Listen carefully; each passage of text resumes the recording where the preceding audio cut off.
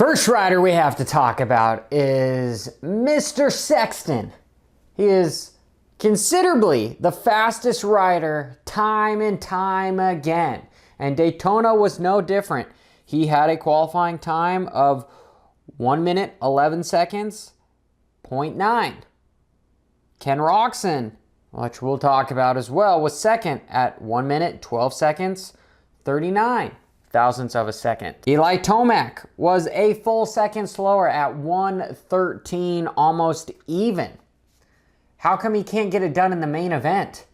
He's a amazing qualifier, not racer. And what I'm saying by that is just, I'd bet big money that he's going to qualify first, but I would not bet big money that he's going to win the race. I would bet big money that Tomac is going to win the race because his racecraft shows up in the main event, not even during the heat races. Sexton needs to figure that out, but I do believe that this guy could be the next two-time champion if he can just figure out how to race like he qualified. He just seems to get into his head, and even more so, we saw him kill the motorcycle in an off camber. When was the last time you really saw a professional rider do that? It just seemed a lack of focus that seems to curse him time and time again as he makes mistakes. He starts worrying about stuff that's going on around him. Well, he did have Barsha that was all over his ass, that was angry at him for him chucking him off the track before a triple. So he was racing behind, not forward, where he is a really, really exceptional rider at racing forward. Who can fix it? The only person that can fix it is Mr. Sexton himself. That is a perfect segue to kickstart Kenny. I re-nicknamed him in my other videos Mr. Icy Hot for obvious reasons. He qualified second. He got second in this heat race. He can't get it done in the main event. What is going on? It's that question mark. World Supercross, small series, it seems that he can get it done. I know, talking with a lot of performance coaches, one in particular, Coach Rob, it's impossible to peak 50 weeks out of the year. You can't do it. So as he potentially got his performance calendar peaking in the summer for World Supercross so that he can become a multi-defending champion. It begs a good question. So what the hell is he doing here in Supercross? If he gave away a big paycheck with Honda so he could go do other stuff. I mean, I guess I see it both ways. You're hanging out here in the United States because you're still warming up to World Supercross, and then you're trying to do something that some other riders have not been able to do with revive a privateer team back to a full factory team. I mean, Dungey sort of did that with KTM. He made KTM completely different. But there was a lot of help. There's a lot of money that was pumped into that program. Nothing against Dungey. He was the perfect rider to make it happen. He just had a lot of help. And interesting, in this sport, we always like to just point out that it's the rider and only the rider, when there is a giant group of people behind him that help get it done just as well. Same reason why I feel like Sexton, who's his performance coach? Who is his mental coach to help him with these kind of things? Because that's really what he needs to focus on. He doesn't need to focus on sprint speed, which is amazing. Most riders need to do a lot of speed work. He just needs to find consistency and get out of his own way. Literally. In order for Sexton to win, he's got to get out of his own way. For Kenny, we don't know. We don't know. Because he's either there or he's not. It's really weird.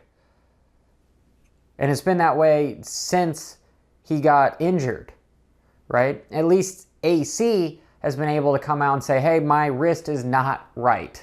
And it's inhibiting me to perform at the level that I want to perform at. My hands go numb. It's not a good thing.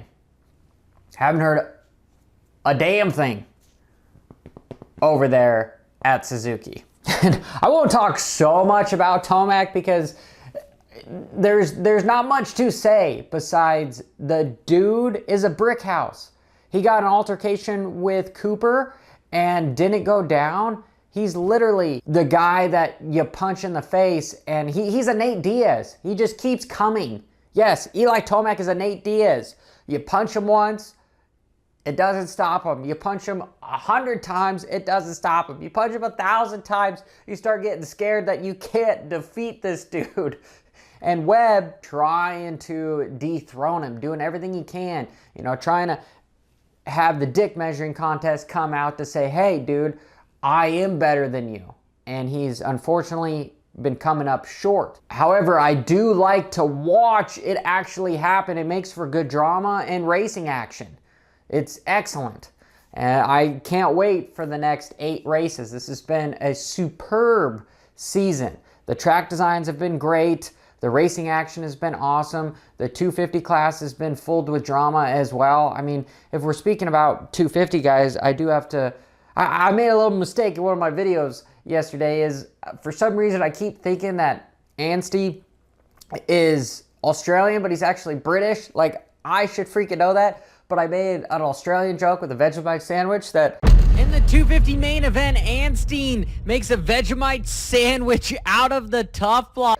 Now that I think about it, still works. But if anybody knew that put together, I thought he was Australian and he's actually British. Well, it doesn't work anymore. The joke, it's a bad joke at this point.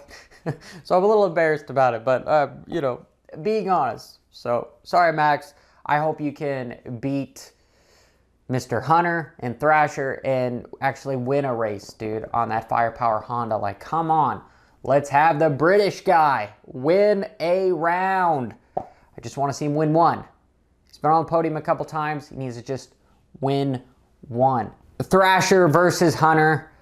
These guys have gone back and forth, except for I feel Hunter has done more to Thrasher than the other way around, at least this year. He started round 1, basically come in, took his line away, won the race, and now he's taking him out. So those guys, the race directors have got to watch when they get close to each other because sparks are going to fly. At this point, Hunter has got more to lose than Thrasher because of his points lead. So Thrasher could literally be more aggressive, where Hunter's like, maybe next time I'm not going to take you out. I don't want to make contact, even though I want to send a message to you, but I don't want to risk falling down and losing my points lead because it's happened in the past and Hunter's in a prime position to win, and he's got pressure from Honda. And that also makes me go back a little bit to the Sexton thing. Does he have a whole lot of outside pressure moving forward as well? There's a lot of speculation happening under that tent, for sure. And you know that Hunter, he is the older brother, but yet he's sort of in his little brother's shadow. And it makes perfect sense if you're just looking at a dynamic side of things where you have one rider that is learning how to go fast and teaching the younger rider not to follow his same mistakes. So on paper, it completely makes sense as to why Jet has become faster than Hunter, because he had a really good teacher. And it is unfortunate for the big brother that was the fastest. And usually I see that happen all the time, where the little brother ends up being faster than the big brother. It's a weird, actually it's not weird, it makes perfect sense. RJ on the 450, dude, comes out strong, gets the whole shot, and wins the heat race against some heavy hitters. Wow. And pretty much is the fastest rider on Team Rockstar Husky there. I mean, if Malcolm was here, would he be the fastest? I don't think so.